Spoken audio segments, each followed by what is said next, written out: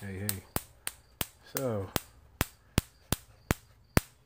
this is about, well, I don't know, trying to put together this ultimately, but you've got one inductor, as you see here, off of our DC, rectified DC simulated power supply, which is working pretty good.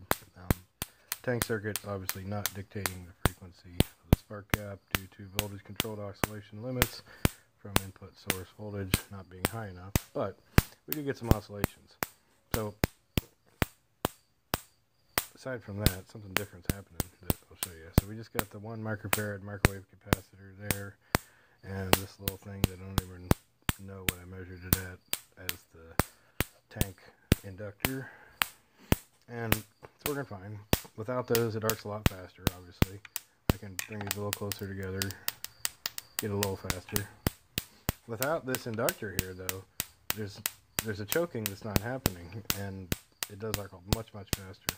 So it's interesting that those inductors are providing a choking effect even though it's DC from any type of reactive current coming back. But that's not even the most interesting thing. So consider this primary tank coil here. This doesn't exist. This is this guy here. Now, this is just an old RF tuning coil that came out of a ham radio tuner or something. And I just soldered a wire to it. So it's just a clockwise wound coil here in this case. But each individual wrap is uninsulated. It's steel wire. And as you can see, the light bulb, I'm not seeing any radiations coming from the, no, just a hair. Just a tiny bit of radiation coming from the light bulb. Oop, gotta focus. But watch what happens. What do you think the voltage is from in between one wrap to the next? Voltage or current? Voltage, perhaps. Current? Gotta be minimal, right? Look what happens when I try to short a wrap. Any wrap. Whoops, too much. It's welding the damn screwdriver to it. Any wrap.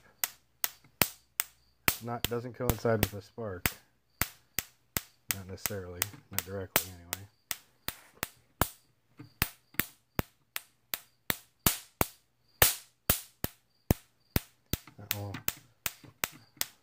It's an awful lot of voltage between two immediately adjacent wraps. Why are they doing that?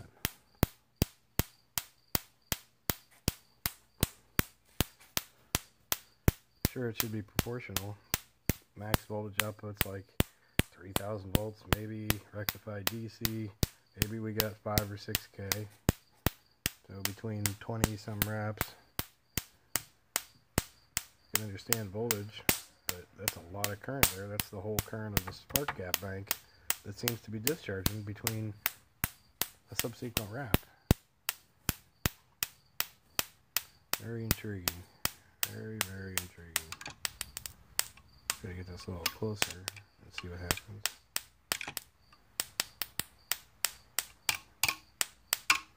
Yeah. Didn't use 10 gauge wire for that. I see a spark gap shorted. It's dead shorted. It's not happening.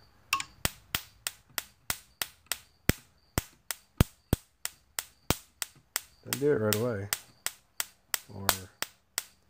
Or it's a time-based thing. Pretty neat, huh?